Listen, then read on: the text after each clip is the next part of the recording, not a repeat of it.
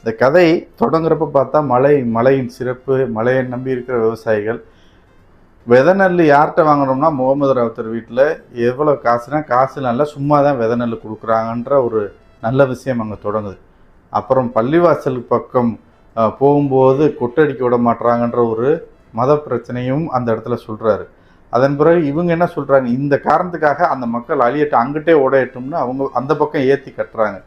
இந்த மக்கள் போய் இவங்க பக்கம் ஏற்றி கட்டுறாங்க. மொத்தத்தில் எல்லாம் உடைச்சி யாருக்குமே இல்லாமல் விவசாய நிலம் பூரா அழியும் போது ஊரே ஒன்று சேர்ந்து போய் மொத்தமாக கரையை அடைக்கிறதுக்கு ஓடிக்கிட்டு இருக்கிறாங்க.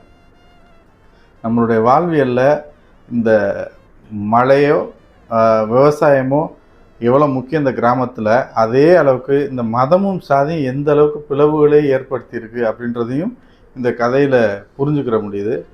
இன்றைக்கி உங்களோட தடம் என்ற சிறுகதை வாசித்ததில் மகிழ்ச்சி. நன்றி.